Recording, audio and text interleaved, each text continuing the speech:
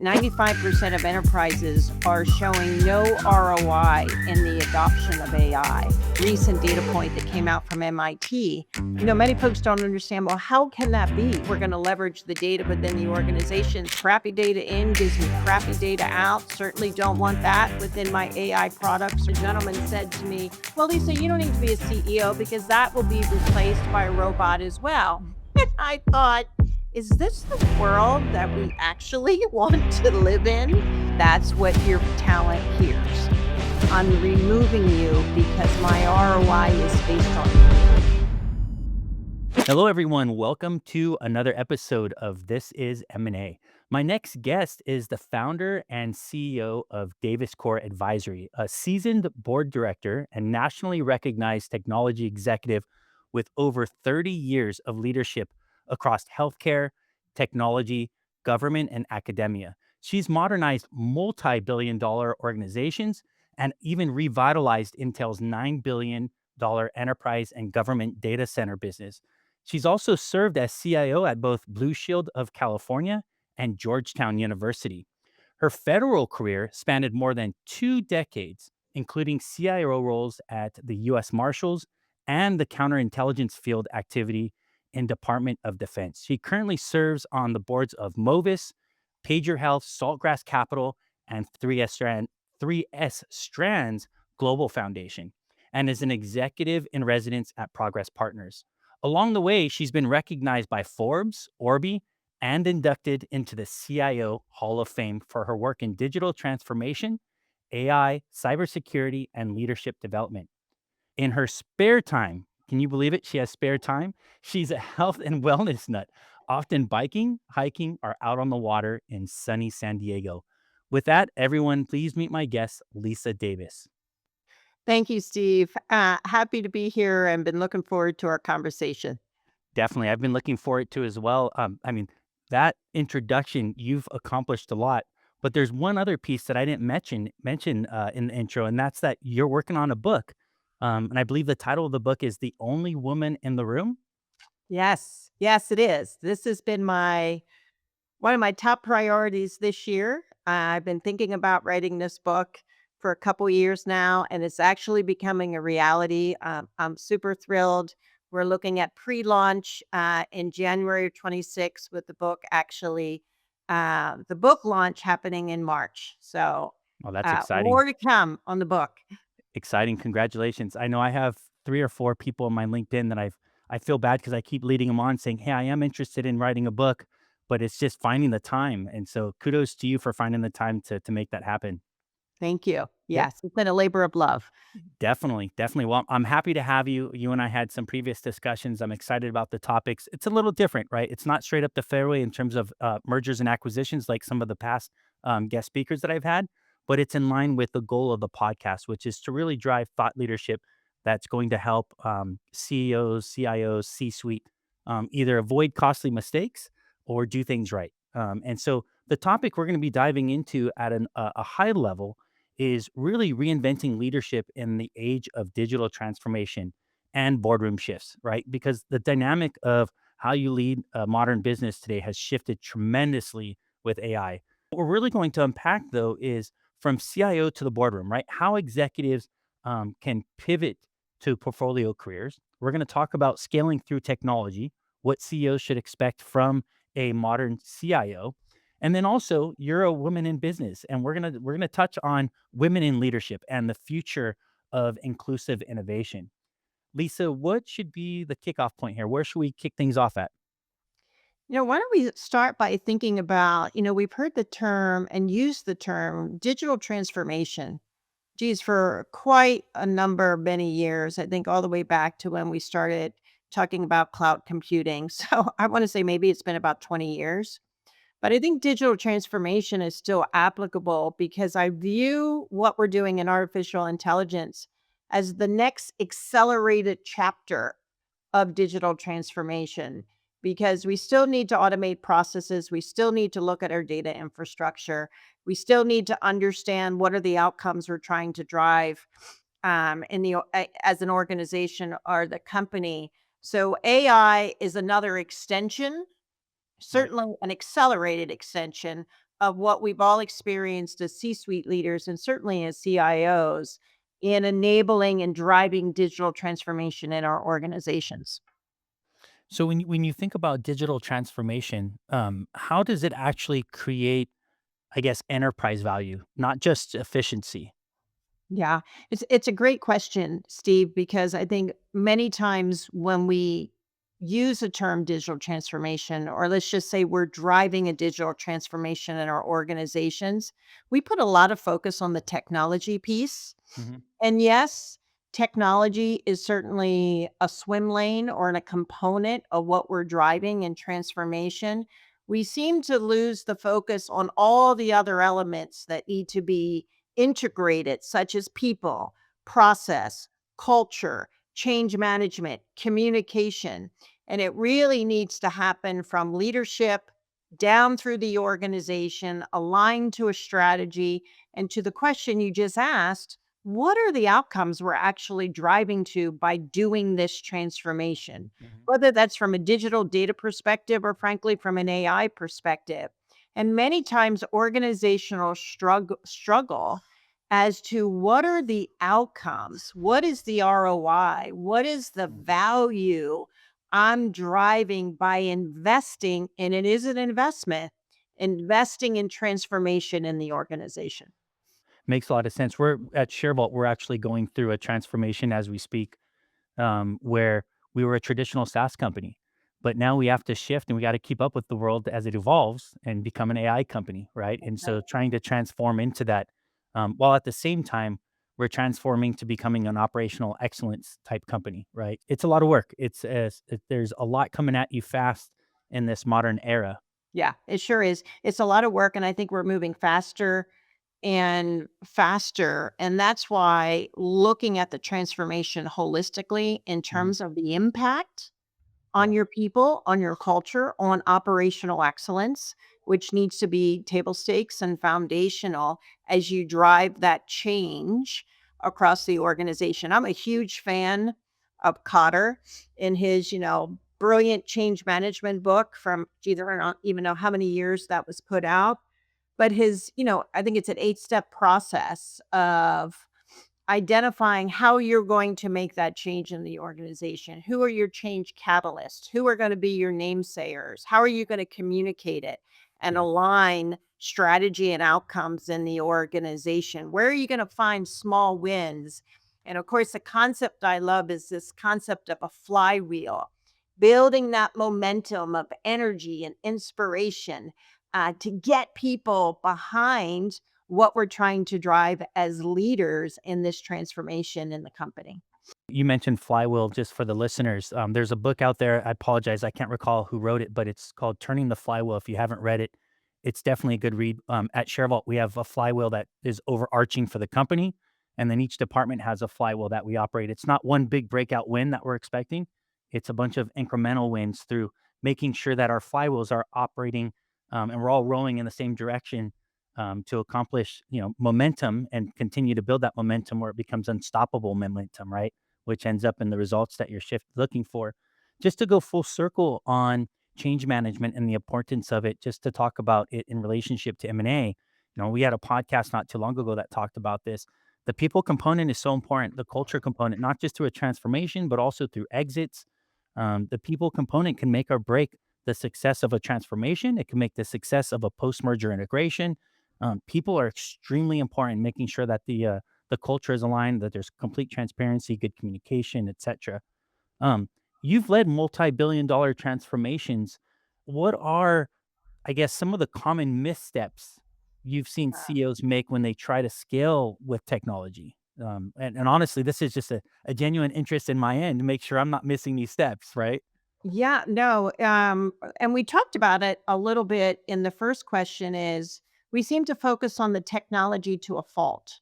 Hmm. And the technology is not going to get you to reaching those success criteria or value or ROI we're looking for. And it reminds me, Steve, of a recent data point that came out from MIT saying that what is it, 95% of enterprises are showing no ROI in the adoption of AI. And Many folks don't understand, well, how can that be? Why is it? Well, I understand it completely. One, because it's very complex and it's not just about the AI. First of all, the organization needs to be data ready in terms of how we're going to leverage the data within the organizations. And I can't tell you how many organizations I've joined that they don't even know where their data is. At Blue Shield of California, we had a data architecture that was comprised of over 12,000 batch jobs. How do you leverage AI if your data infrastructure isn't ready to leverage these type of tools and capabilities? So it's not just about the technology, the AI technology, it's about the organization, the infrastructure, the capabilities within that architecture in order to leverage the AI tools. But you brought up a really good point is people. People is the greatest asset we have, and I'm gonna stick to that theme because we're seeing so many headlines around AI replacing jobs, removing jobs. We don't need people anymore in our workforces, and I keep thinking to myself, "Really? Where are these pipelines gonna be developed? Where's the next generation of leadership coming from? Who's gonna oversee the robots who are overseeing the robots?" I was sitting at one conference and a gentleman said to me, "Well, Lisa, you don't need to be a CEO because that will be replaced by a robot as well." And I thought, is this the world that we actually want to live in? That we want to raise our children in. So I think the impact of people, the impact of culture, the communication and clarity of communication strategy. What are we doing? Why are we doing it? What is the purpose? What is the end state? And it's human nature for people to say and think, what's in it for me?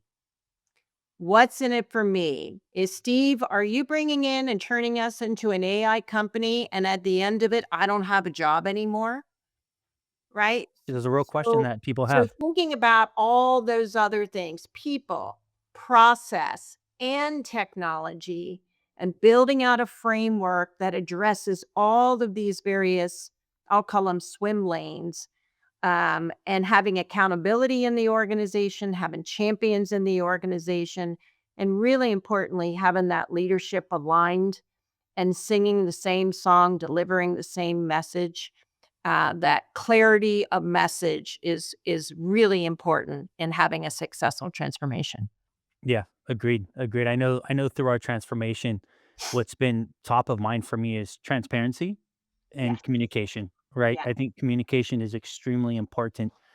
Communicating to my team, like through this transformation, because we were a traditional SaaS company, right? And we had to make a shift into becoming a modern AI type of company. And we're still not there. We're still in the process. Next year is our big breakout year in terms of that. But people had those same questions, right? What happens to us? We're in a very fortunate position where we're not 3,000 employees. We're actually resource constrained. So for a lot of my employees, it was very easy to send that signal like, listen, AI needs managers. It needs to be AI agents don't just operate and function and aren't 100% accurate. They need people to oversee. that's right. What we're just trying to do is prevent you from having to wear five hats. Now you're wearing one or two hats, and you have AI doing a lot of the other I other love that. tasks for you, right? So, I think um, that's a really important message. I think as leaders, we underestimate many times how often we need to communicate the why.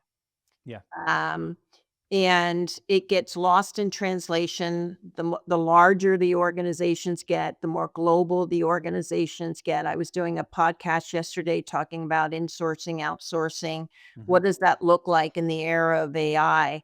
And that clarity of message. It's like almost having a telephone game. I know there's a data point out there. I have to communicate as a leader X number of times. You think you're communicating too much? Trust me, you're not. Keep communicating. well, I had talked about this in a previous episode where an advantage for smaller companies like ours, and leaning in on AI is that we don't have to worry about laying people off, right? The message is easier to receive because they understand that concept. But now I'm going to play devil's advocate. The disadvantage to being a smaller company trying to transform using AI is that for a leader like myself, to communicate and to over communicate, it becomes much harder because I'm resource constrained, right? In smaller companies, generally the CEO, he's not just the CEO, he's wearing multiple hats, You're managing lots wearing of multiple people, hats. right? So remembering to bounce out or bounce up and say, hey, let's talk about this. Let's be front and center. Let's be transparent. Let's get it out there more.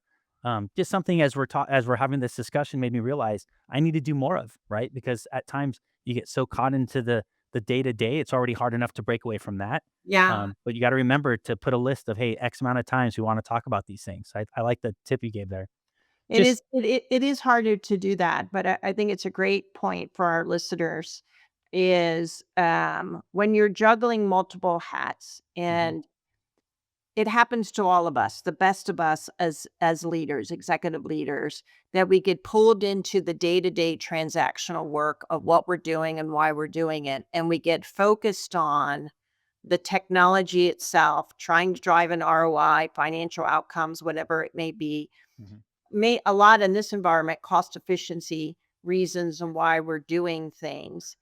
We tend to lose sight of the message of being that leader, inspiring the folks that work for us, explaining the why and the purpose. Like you said, Steve, transparency, trust is something we haven't talked about.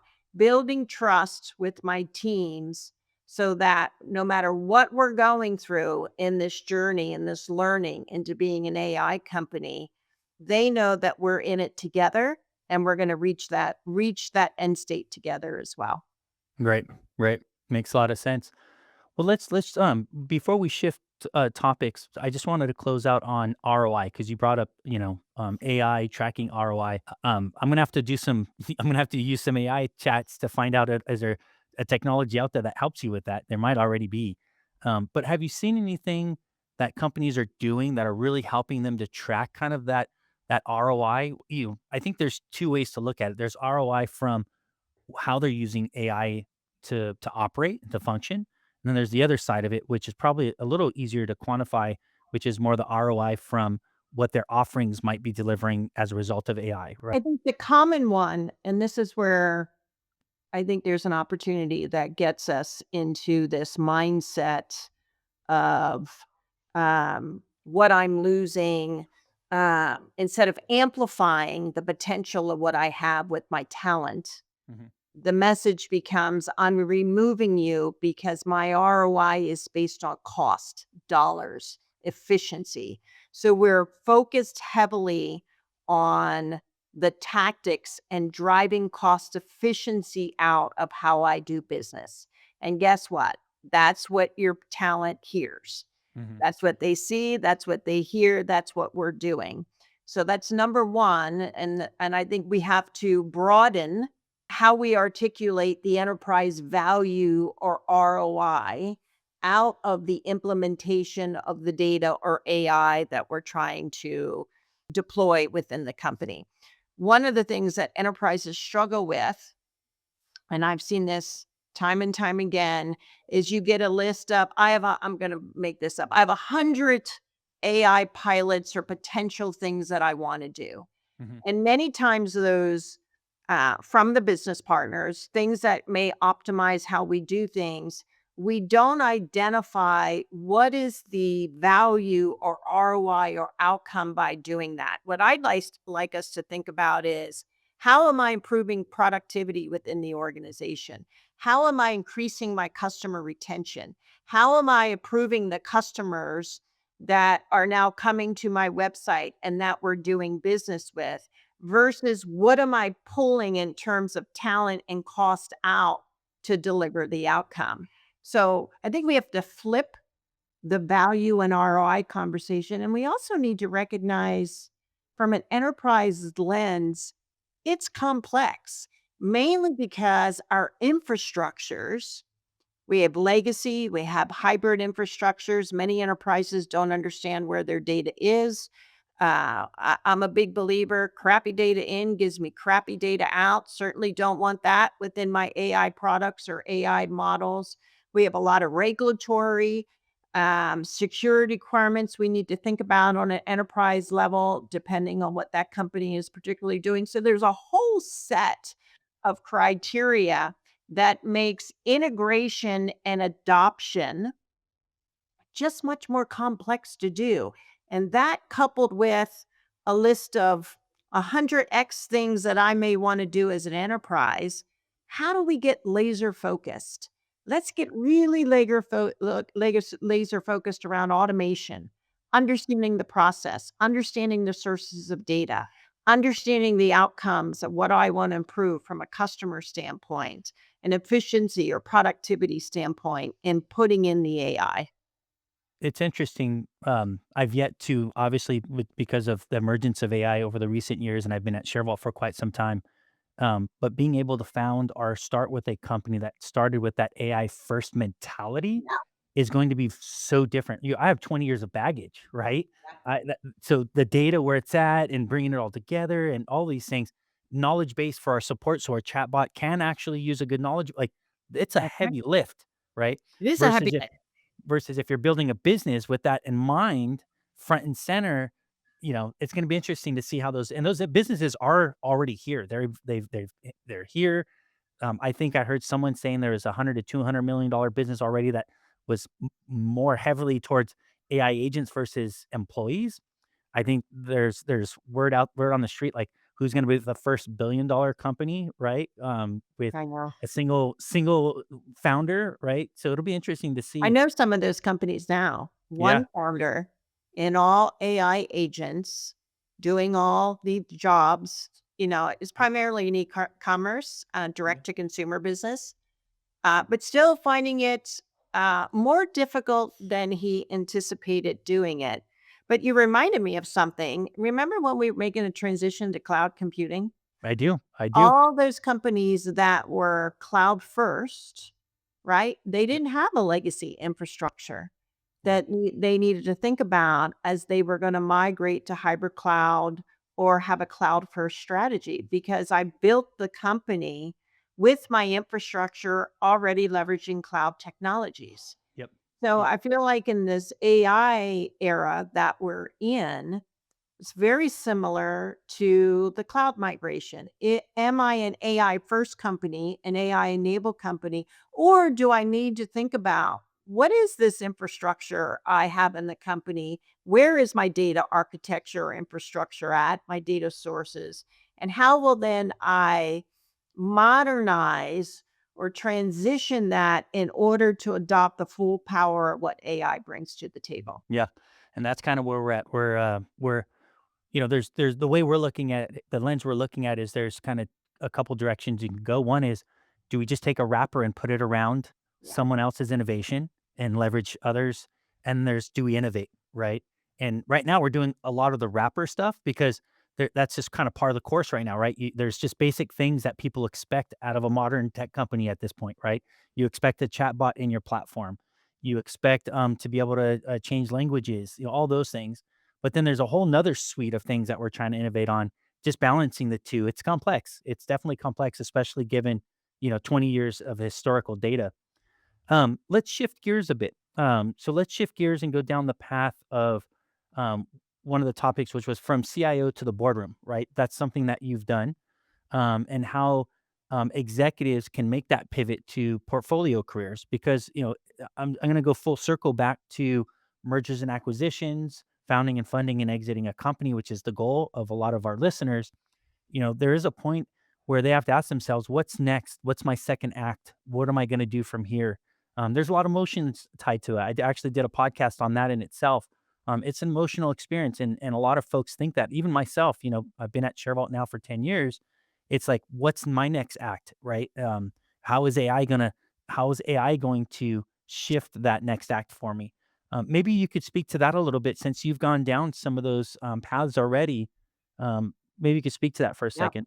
Yeah, Yeah, I'd love to because I made this transition to a portfolio career at the top of this year, Steve. And I tell you, it's been an incredible year of learning, really understanding what this journey means. And maybe it'd be helpful to the listeners to kind of explain, well, what the heck is a portfolio career? that's exactly what I was thinking. Right. So, yes. Because it's a term that's being used, you're seeing it being used more often, but I'll go ahead and explain it in my words of what I believe that it is. And I think many of us reach a point in our careers. And we ask ourselves this question, and we should be asking ourselves this question, what's next? And Mhm. I know for myself personally that moving into the land of retirement and how I viewed retirement as, sitting in my rocking chair on some porch and God knows what I was doing. That did not appeal to me at all. Right. So I knew personally that I still wanted to drive impact. I didn't want to drive impact in a full-time operator role anymore, but I wanted to define that impact on my terms. And I think that's at what the core of a portfolio career is. And frankly, it's going to be personal and different for you, for me, and how I define that. Where do I want to spend my time? Who do I want to spend it with? Where am I going to drive impact? um, in terms of this next chapter, and I like to call this my Renaissance era, Mhm. this chapter of my life. And I got to Wow. tell you, over this last year, I have so enjoyed the different areas that I've been exploring. So for me, part of that was expanding my board portfolio. And we can talk about that transition because that transition has to start before you are entering this chapter. So that's part of my portfolio. Another part of my portfolio is Davis Core Advisory, strategic consulting, doing executive coaching and mentoring, which are things that I were doing when I was working still full time, and things Mhm. that I can now have more time and spending time. So that's another piece of it. A third piece of it is travel, seeing the world, traveling with family and friends, and the things that I've been on my bucket list to do for a long time, but because we're working X numbers a week, never allowed us to do that. Another part of the portfolio was writing my book, a Mhm. book that I had been thinking about, talking about, geez, for 3 years, and buckling down and now having the time to do that. So creating these, I'll call them mini portfolios around Mhm. my life of where I want to continue to drive impact, where I want to continue to learn and grow, how I spend time with the people that I love and have in my life, so that I'm enjoying this chapter and defining it on my terms. Right. So how do you do that? Yeah. Um, Well, go ahead. just before we get into the, how, when, right? When When? should we do that? I guess would be something to talk about. Yeah. I think a lot of what I see a lot of executives do, and you were right when you said it's emotional, because we have a tendency to identify with the title or the role that we're sitting in, and that becomes your identity. Mhm. And it's interesting because culturally, and I think as a society, like my last role was the CIO of Blue Shield of California. So when I went to speak on panels after I finished being the CIO of Blue Shield of California, if I didn't have another work title to associate me with, it was like folks didn't quite know how to introduce me. It's Right. like I was, the last title that I sat in was my identity of who I was. I'm like, Right. okay, well, this is really strange. So we tend, and God knows how many hours we put into the roles. And we've spent a lot of time reaching the titles and the positions we sit in, but that's not who we are. Right. And certainly, I didn't want my legacy to be the last role or title that I had obtained in my career. I always kept saying, is that it? Right.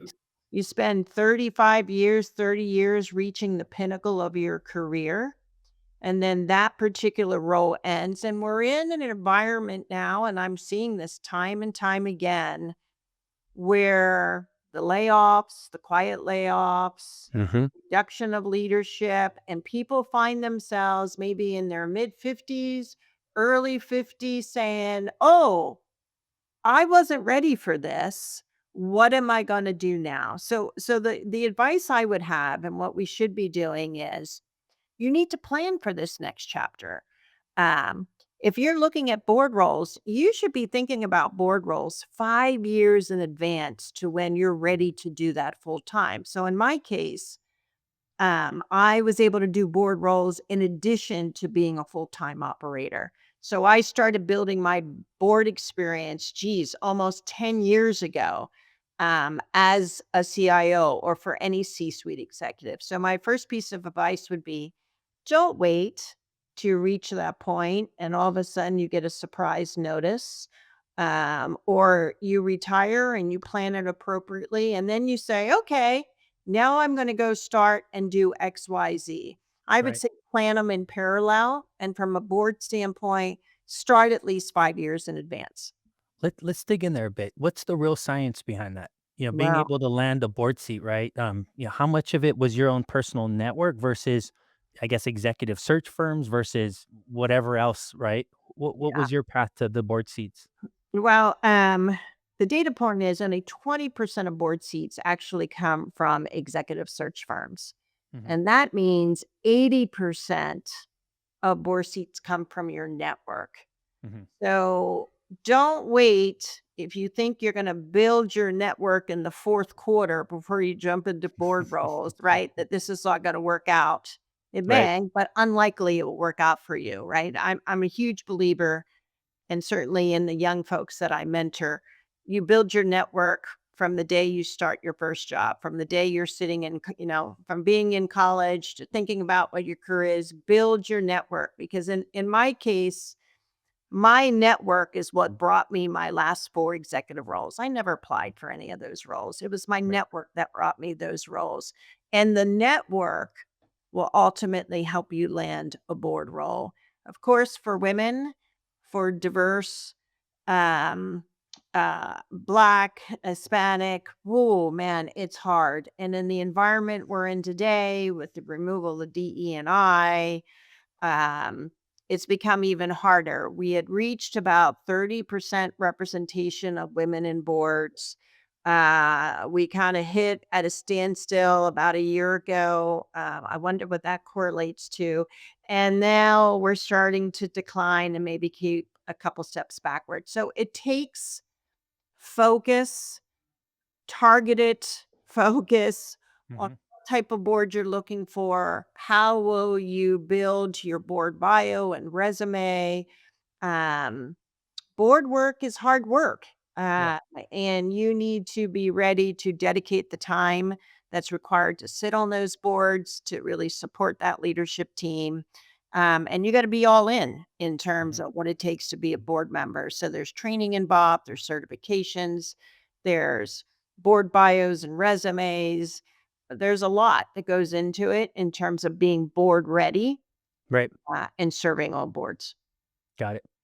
Makes a lot of sense. I'm getting to that stage in my career where that's a path I need to start exploring and working towards, Yes. because, I'm nearing 50 and I want to make sure that I'm in a good position, to not step away entirely, but still be active, still be part of something. Because I do enjoy what I do, which is mentoring people. That's Yes. that's what got me into the line. Like, why move into a CEO or why move into management? Period. It wasn't always money. In fact, most of the times it wasn't.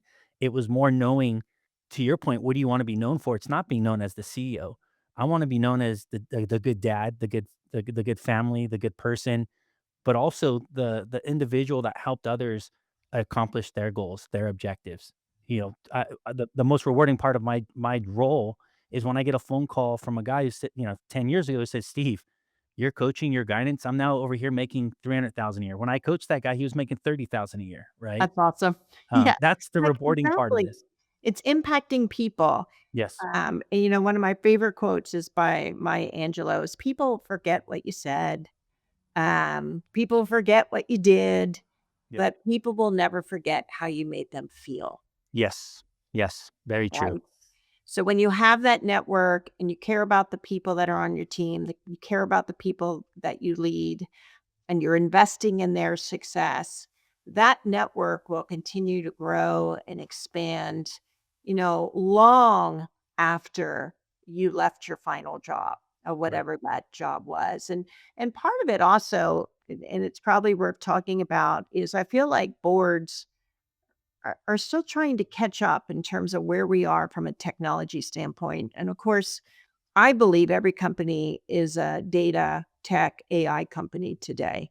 I don't know how otherwise you survive. But we look at boardrooms, we don't see a lot of diversity in the boardroom that represents the customers of who we serve. Hmm. Second of all, boards are still focused on fiduciary responsibility, CFOs, CEOs, Yeah. M&A. You'll be great at Steve. M&A is a huge piece of that. Yep. But we're slow to adopt cyber, Yeah. AI, data, digital transformation, and these are key assets. Um, and executives that should be sitting at the boardroom table because this is what our companies are about today. Yeah. So boardrooms still have to transition. I had a recent conversation with an executive recruiter. I'll leave their name out. And they were talking about recruitment for boards for hospitals and healthcare payers. And of course, they had my board bio and they said to me, "Well, Lisa, we usually recruit CEOs to be on those boards." And I said to them, "Well, that's part of the problem Yeah. Yeah. because your CEOs of these healthcare payers or hospital systems are not the experts nor knowledgeable from a cybersecurity standpoint, an AI adoption, an Yeah. AI governance, a data and architectural. What's required for a company to really leverage these technologies today to differentiate them in the marketplace? And until we get those experts, CHROs, marketing. Why is it always a CFO or a CEO? You need a broad suite of executives, I believe, sitting around the board table because that is representative of what companies are today. Agreed. Agreed. That's the shift in terms of a modern board versus a legacy board or a more traditional board who's more focused on traditional operations of a business. That's shifted tremendously with AI. Yeah. And they still And haven't made the shift. I would say the majority of the boards yeah, out there have not made that shift. I'd agree. I'd agree with the boards I'm involved in, and also what I've seen personally. 100% agree with that.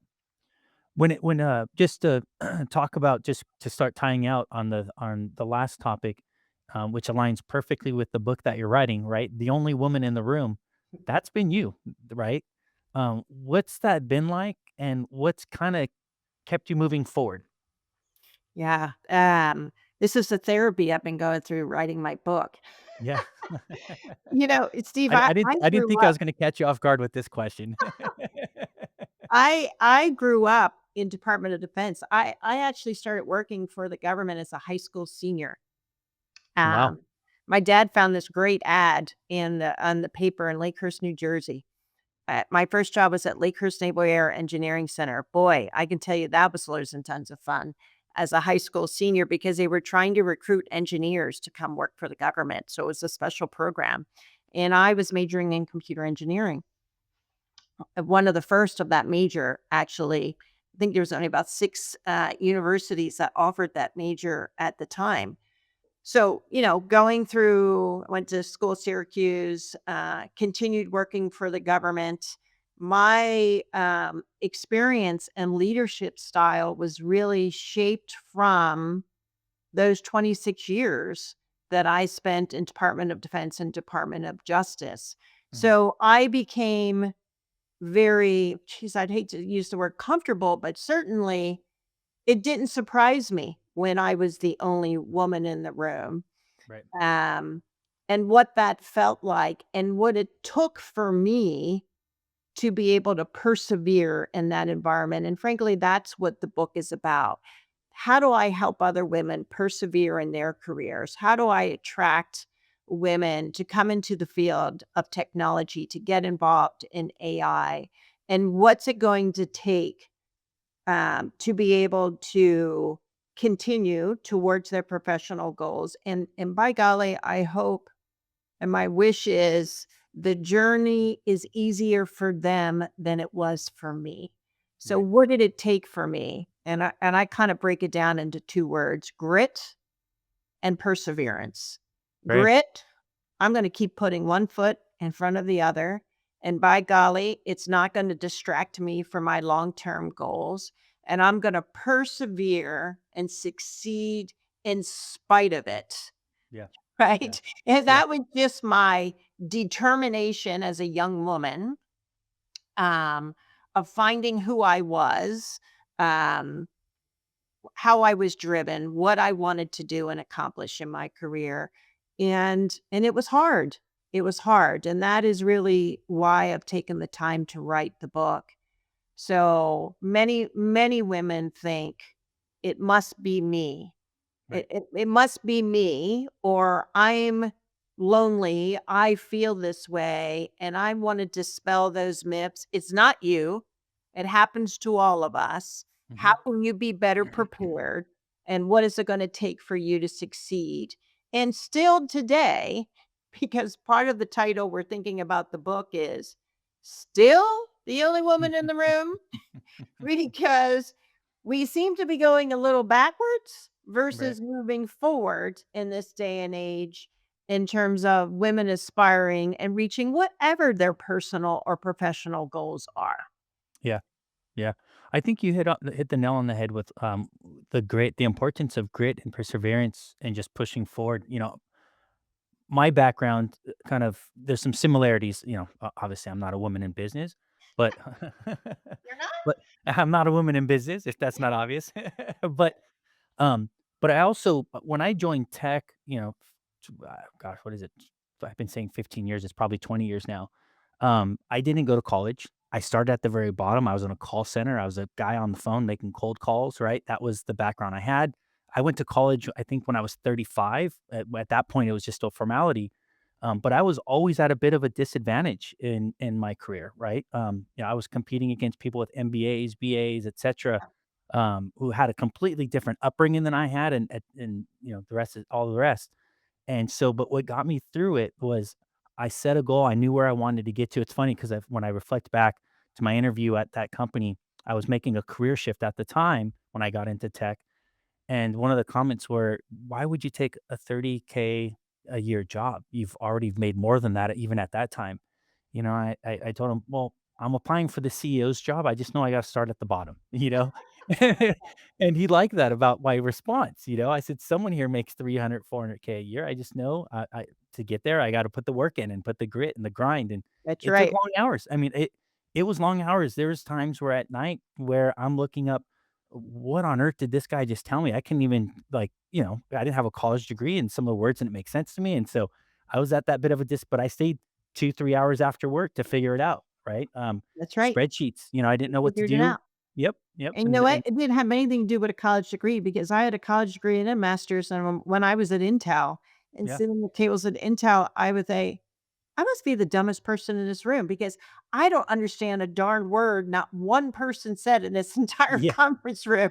So exactly. I've been in those rooms and felt Okay, so the same way. it's okay, good. So it's not just me in that, but yeah, it took a lot of long nights, hard work, grit, perseverance, et cetera, et cetera. That's right. Um, you know, what I've found in my career in hiring, I don't get a lot of women that apply. Why do you think that is? I mean, that's the hard part for me is for every 10 to 20 men, and this is me probably not even true. It's probably more like 50.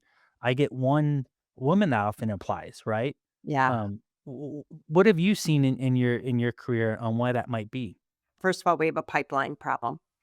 Mhm. We have a pipeline issue because the data points, and I'm not going to cite the data, but I will tell you when I graduated with my engineering degree and entered the workforce, and that was computer engineering. Can you believe here we are in 2025 and the number's the same or less than the number of women entering into electrical computer engineering, data science, these type of fields. So we're not attracting young girls or women into these Mhm. particular fields. And we can ask ourselves, well, why is that? Well, there's not a lot of role models in terms of women they could turn to. And Steve, one of the things I said to a colleague who was a Paramount executive, I said, What we need for the field of technology is what Meredith Grey did in Grey's Anatomy for the field of medicine. There was an uptick in young girls and women pursuing careers in medicine because of the role models and the marketing that this show Grey's Anatomy did, and the Mhm. lead characters that were women. If you look at technology related, um, let's just say TV shows that young women may be watching, okay, hopefully it's not Silicon Valley because that would be a big fat no as a woman in terms of picking a career to be in Silicon Valley, and this is certainly what I heard from my own daughters, and here I am advocating for them to be engineers, which, by the way, they did not become engineers because they didn't wanna sit in a room full of dudes, right? So we lack role models, we lack a pipeline, and even when women do pursue careers, and we get them, and right now, Steve, there's about 30% representation probably in the market of which you can pull from. Mhm. We lose them in droves mid-career because they're trying to figure out how to have a career and a family Yeah. if they choose to do that. And guess what? We don't support women, nor does the system support women in having both of those things. We don't have a national paid family leave policy like many Mhm. other developed countries do. We should have paid maternal and paternal Yeah. leave. This is a partnership in terms of bringing a child into the world. When Mhm. women return to the workforce, they're not supported. They've Yeah. lost pay, lost steps in the career ladder. So what happens is we have women that reach a certain level in the company. Mhm. They get topped out. They leave to have a family. They come back into that level, and guess what? All the men that they were with have progressed up to the top, and to break through those barriers to get senior women requires concerted focus. So, for Yeah. example, do you have a hybrid hiring panel? Do you have women sitting on your panel? Because we just by unconscious bias, we tend to hire people that are more like us, and we don't even know that we're Mhm. doing that. So Yeah. being really purposeful in setting criteria of having women on the hiring panel, of looking for those opportunities for women to excel and come in, because the data shows, and we heard this in Sheryl Sandberg's book, look, men will apply whether they're qualified for the role or not. Yeah.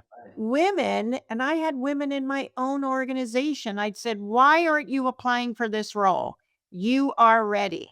Right. But Men will fake it till they make it. that's right. No, I don't have this. I don't have this. I'm not so sure I'm good at this. I'm like, "Oh my goodness." Apply anyway. So Right. we constrain ourselves because we feel like we're not ready and we have to be 110% in order to go for that role. That's why you don't see women applying for roles. But we could have a whole conversation talking about this. Yeah. Yeah. Well, I'm a father of 3 daughters, 2 that are in the workforce, and, I'm also a mentor to both. And they call me with what's going on in work, how they feel, and Yeah. aligns a lot with what you described, Yeah. and the advice I give them is hang in there, push through it, because oftentimes what most people, not just women in general, but most, is when there's a problem, what I found, early in their careers is they wanna avoid it instead of sticking through it. They Yeah. want to, if they feel a certain way, rather than sticking around and working through it, they're like, "Well, let's just go to the next job and maybe it'll be better there," you know? Well, Yeah. what I found in my Grass own is not always greener on the other side. exactly, and what I found is when you stick through it, that's when you start to break those ceilings, right? Yes. Right, and you start breaking through some of those barriers. It's when you stay through those challenges and work through them and figure it out, because that's when you learn too, right? That's That's how when you you learn. develop as well. That's huge. I Yep. always say growth happens at the edge of your comfort zone. Yes. And Agreed. you're absolutely right because many women would be like, "Ugh, I don't know if I wanna do that," but that's when the greatest growth happens, and when to your point, Steve, when you encourage them to push through that, is that learning, it's that resilience, it's that grit of working through whatever they feel is a barrier at that time. And I don't care whether you got to go over it, whether you got to go around it, whether you got to bust through it, Yeah. but how you do that is part of the learning and part of the perseverance that it takes. So it's clear you have that resilience and that grit. Where did that come from? Where what can you point that to? Was there an early time when you were a kid and you're at the playground and you just like now you're reflecting back and you're like, I know why I have that resilience and grit, right? Yeah, I think it was definitely forged early. Mhm, Um, I would say sadly, my mom and dad were young, 17, 18 years old. I was the oldest of four. My mom was overwhelmed as a young mother. My father was working two jobs, mhm, um, always trying to please her, never quite being right, building that. And probably at the time it was more protection mhm, and barriers of persevering through that to get to the other side. I think it was probably forged early. But then, you select a career major where you're surrounded by men and they don't quite know what you're doing there because you don't fit the mold.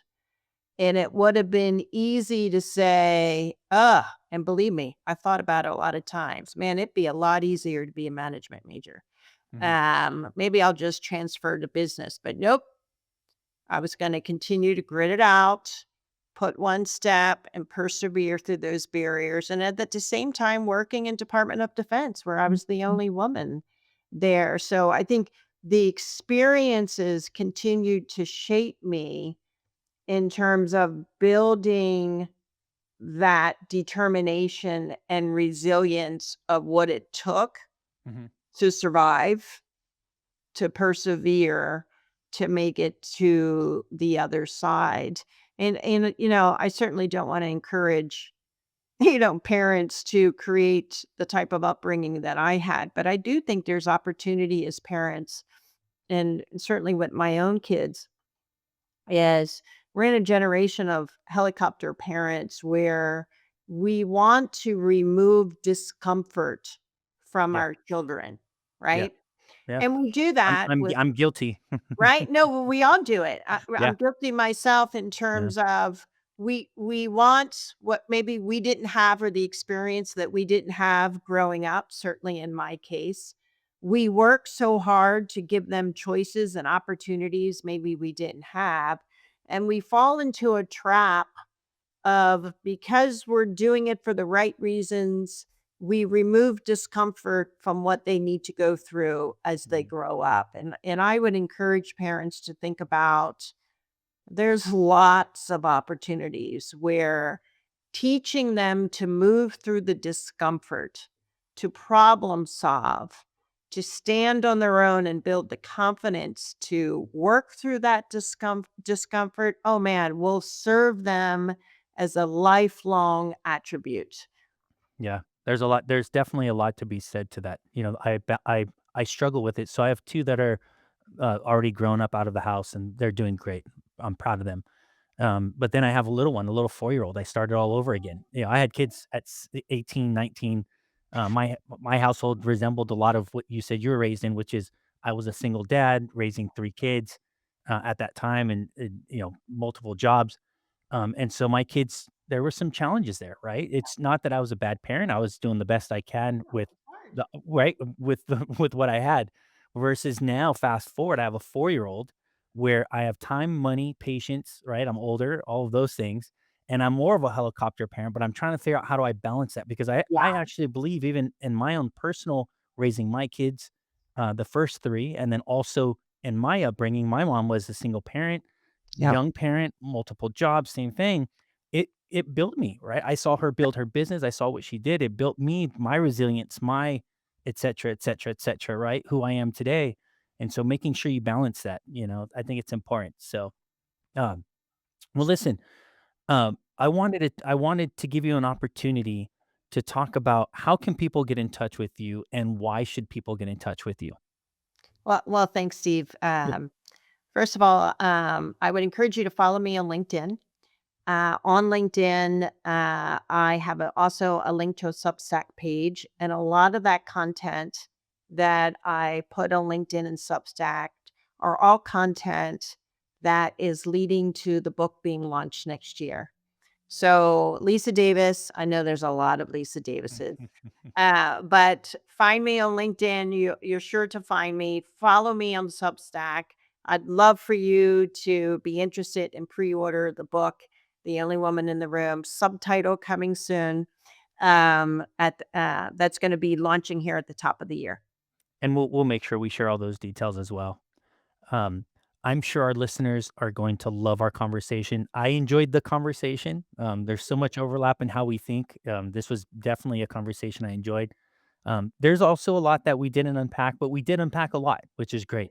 I think it's going to make for a good episode, and I think our listeners are going to enjoy it as well. So I just want to personally thank you for the time you spent with me to have this conversation and to help educate our listeners on the topics that we discussed. Yeah. Well, no, thanks, Steve. I really enjoyed our conversation. I think we hit a wide variety of We did. topics. We went everywhere from digital transformation, AI to parenting. We We did. covered it all. We covered it all, and it's good that we did that because 'cause it'll be a good break from the traditional M&A stuff that we're constantly talking about, so I really appreciated it. Um, Terrific. with that being said, that's a wrap on another episode of This Is M&A. See you on the next episode, but until then, stay sharp and stay deal ready. If this episode sharpened your thinking, share it, post your take, follow the show, or drop a quick review and bring it into your next deal. We'll be back with more real talk from people who've been in the room when it counted. The views and opinions expressed on This Is M&A are those of the guests and hosts and do not necessarily reflect the views of any company or organization mentioned. This podcast is for informational purposes only and should not be considered legal, financial, or investment advice. Always consult a qualified professional before making business decisions.